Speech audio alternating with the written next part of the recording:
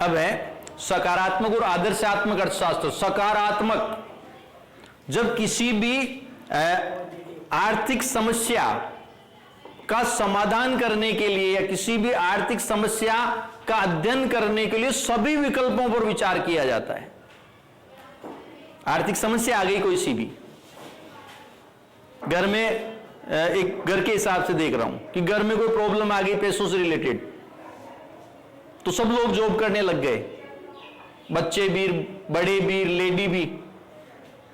भाई पैसा चाहिए, घर में काम है तो सभी लोग काम करने चले गए। कोई दुकान पे काम कर रहा है, कोई फैक्ट्री में काम कर रहा है, उसमें 15-16 साल का बच्चा भी है और लेडी भी है। आर्थिक समस्या आई, उसका अध्ययन करने के लिए हम सब विकल्पों पर विचार करने लग गए, तो सकारात्मक। और वहां हमने आदर्शों को देख लिया कि नहीं बच्चे अभी पढ़ रहे हैं, बच्चे से काम मत करो, अभी बच्चे पढ़ रहे हैं, 2 साल बाद काम कर लेंगे, तब तक के लिए कोई दूसरी व्यवस्थाएं देखो। जब किसी भी आर्थिक समस्या का अध्ययन करने के लिए सभी पहलुओं पर विचार किया जाता तो सकारात्मक। और आदर्शात्मक में हम क्या करते हैं, हम अनुकूल पहलुओं पर विचार करते हैं तो आदर्शात्मक। जब किसी भी आर्थिक समस्या के लिए सभी पहलुओं पर, सभी विकल्पों का अध्ययन किया जाता है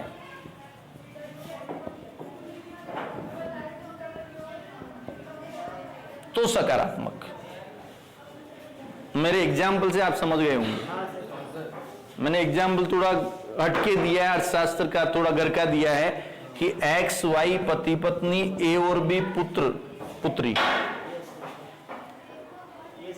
कोई कर्जा हो गया, ठीक है, आर्थिक समस्या आ गई, अब हमें उसका समाधान करने के लिए एक्स जॉब कर रहा है, ठीक है, और वाई को भी तुम 4 घंटे 5 घंटे पार्ट टाइम कर लिया करो। एक्स ए बी मान लो ये ग्रेजुएशन में है, मतलब सेकेंड ईयर फाइनल में है, और ये भी 12th या 11th में है, तो ये सारे जॉब पर जाने की सोचने लग गए, अध्ययन कर रहे हैं कि ऐसा कर लें तो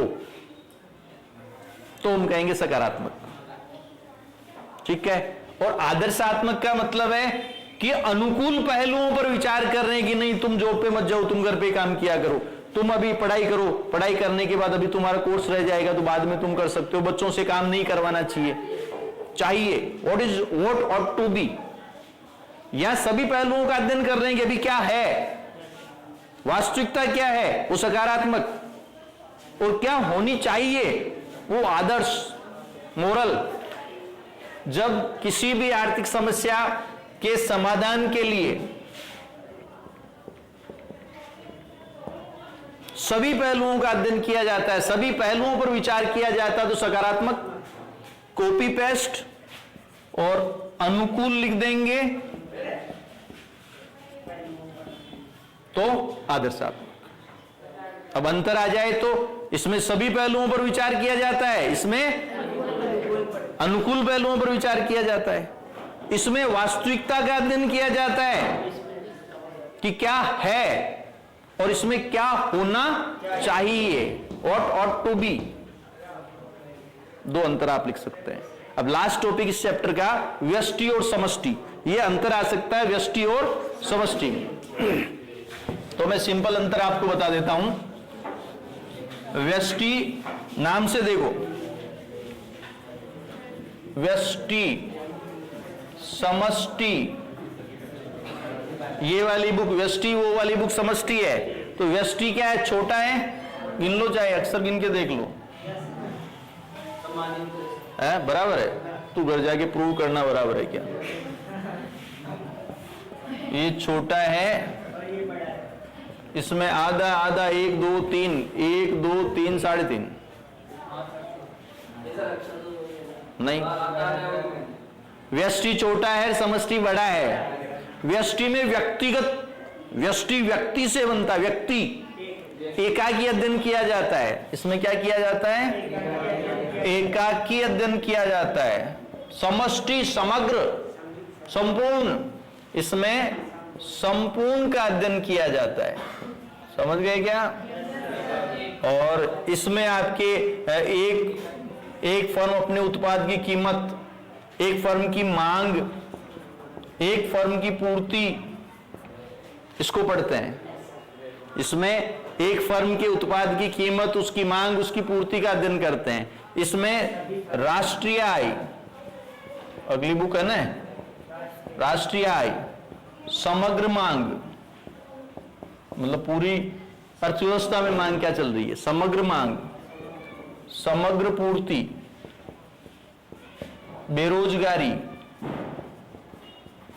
गरीबी, इसका अध्ययन किया जाता है। ये आपके 3 अंतर आप लिख देना। ये छोटा है, ये बड़ा है, व्यष्टि छोटा है, समष्टि बड़ा है। इसमें एकाकी अध्ययन करते हैं, इसमें संपूर्ण का अध्ययन करते हैं। इसमें एक उत्पाद, एक फर्म की कीमत, उसकी मांग, उसकी पूर्ति का अध्ययन करते हैं। इसमें राष्ट्र की आय, समग्र मांग, समग्र पूर्ति, पूरे देश की बेरोजगारी, पूरे देश की गरीबी, मतलब पूरी अर्थव्यवस्था का अध्ययन करते हैं।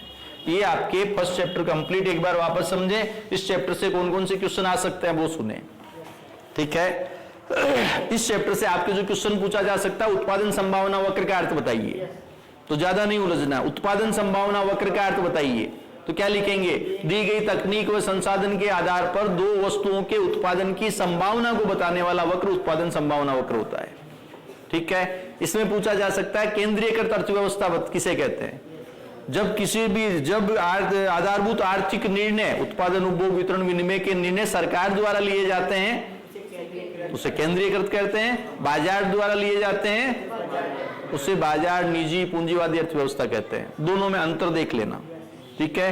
फिर व्यष्टि समष्टि का अंतर आपके सामने पड़ा है। सकारात्मक और आदर्शात्मक आ जाए तो जब आर्थिक समस्याओं का समाधान करने के लिए संपूर्ण का अध्ययन किया जाता है, हर विकल्प पे विचार किया जाता है, तो सकारात्मक और अनुकूल विकल्पों पर विचार किया जाता है तो आदर्शात्मक। क्या है सकारात्मक, क्या होना चाहिए आदर्शात्मक, ये हो गया। तो एक आपके जो शुरू में मैंने वीडियो बनाया था, फर्स्ट वीडियो में, उसमें अर्थशास्त्र किसे कहते हैं, अर्थव्यवस्था किसे कहते हैं। तो अर्थशास्त्र में मैंने आपको बताया था ये धन का विज्ञान है। शास्त्र मतलब रूल्स, अर्थ के रूल, ये धन का विज्ञान है। एडम स्मिथ ने कहा था विश्व की 2 बड़ी समस्याओं का समाधान अपने आप हो जाएगा अगर हम धन का सृजन कर सकें। विश्व की 2 बड़ी समस्याएं कौन सी है? गरीबी और बेरोजगारी। फिर हमने अर्थव्यवस्था, अर्थ प्लस व्यवस्था, किसी भी देश के लोग या किसी भी जो क्षेत्र के लोग जो है अपना जीवन यापन करने के लिए कौन कौन सी क्रियाएं करती है, जीवन यापन के लिए, जीविकोपार्जन के लिए, पेट पालने के लिए कौन सी क्रियाएं करते हैं, आर्थिक क्रियाएं करते हैं, उन्हें हम अर्थ की व्यवस्था कहते हैं। इसमें आ जाती है आपके कौन कौन सी अर्थव्यवस्था? कृषि प्रधान अर्थव्यवस्था, उद्योग प्रधान अर्थव्यवस्था, सेवा प्रधान हो जाती है। आजकल सेवाओं का भी दुबई में सर्विस सेक्टर ज्यादा है, होटल इंडस्ट्री हो गई है, और मिश्रित अर्थव्यवस्था कह सकते हैं। समझ गए? ये कंप्लीट चैप्टर है, इसको आप वापस देख लेना और उसके बाद में नेक्स्ट चैप्टर ले लूंगा।